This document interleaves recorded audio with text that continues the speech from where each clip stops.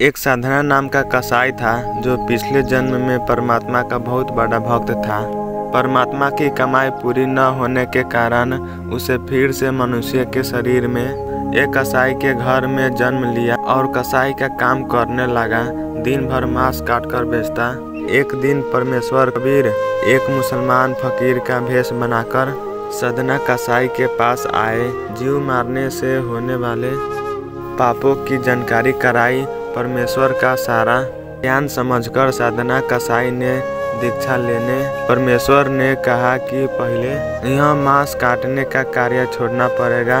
आपके शहर में कसाई है, अन्य हजारों व्यक्ति भी तो निर्वाह करते हैं, आप भी कोई अन्य कार्य कर लो। पर साधना कसाई उसके लिए तैयार नहीं हुआ और कहा, महात्मा जी यह हमारा पारिवारिक धंधा है, मुझे इसके अलावा दूसरा कार्य कुछ नहीं आता। महात्मा जी बोले, तो आप हिंसा कम कर दो और निर्धारित कर लो कि एक दिन में इतने पशुओं से ज्यादा नहीं काटूंगा। साधना कसाई इस बात पर मान गया और महात्मा जी से कहा, मैं 100 पशुओं से अधिक एक दिन में नहीं काटूंगा, चाहे कुछ भी हो जाए। पर असली परीक्षा तो साधना की अब होगी। साधन कसाई का कुछ समय तो ठीक तरह से चलता रहा, पर एक दिन नगर में कई विवाह थे। नवाब के लड़के के भी शादी थी। उस दिन सदन ने 100 बकरे काटे और परमेश्वर का धन्यवाद किया और अपने सभी औजार धोकर साफ करके रख दिए। रात के कुछ ही बीता था कि बादशाह के कुछ सिपाही आए और बादशाह के लिए बकरे की मांग की। सदन कसाई घबरा गया।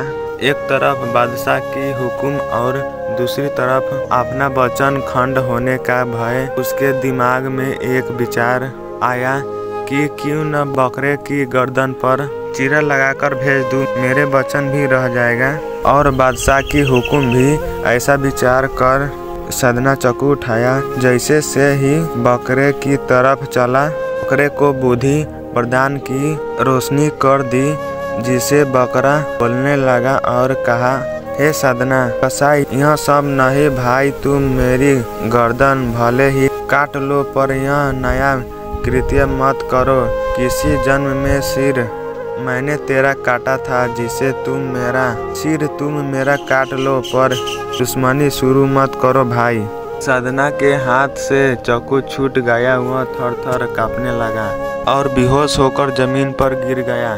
जैसे सदन कसाई को होश आया, वह सब कुछ छोड़ छाड़ कबीर साहब जी की खोज में धर्म नगरी जगन्नाथपुरी की तरफ चल पड़े।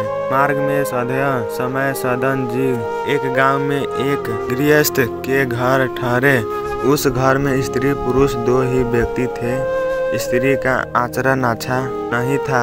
वह अपने घर ठहरे हुए इस स्वस्थ सुंदर पुरुष पर मोहित हो गई। आधी रात के समय सदन जी के पास आकर वह अनेक प्रकार की अदृष्ट करने लगी। यह देख हाथ जोड़कर बोले, तुम तो मेरी माता हो, आपके बच्चे की परीक्षा मत लो माँ, मुझे तुम आशीर्वाद दो।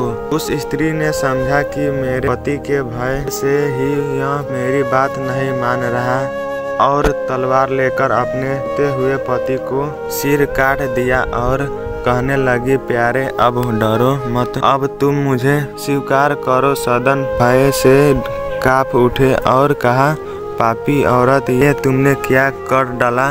ने जब सारी कोशिश करके देख ली और पता चला कि यह तो नहीं मानेगा, तब द्वार पर आकर छाती पीट पीट कर रोने लगी। लोग उसका दन सुनकर एकत्र हो गए। उस दुष्ट औरत ने रोते चिल्लाते कहा, इस यात्री ने मेरे पति को मार डाला है और यह मेरे साथ बलात्कार करना चाहता था। लोगों ने सदन को बहुत बुरा कहा और उसे राजा के दरबार में पेश किया।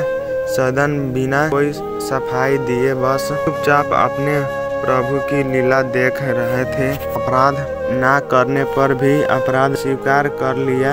राजा की आज्ञा से सदन के दोनों हाथ काट दिया गया। फिर निक भी सदन के मन में परमात्मा के प्रति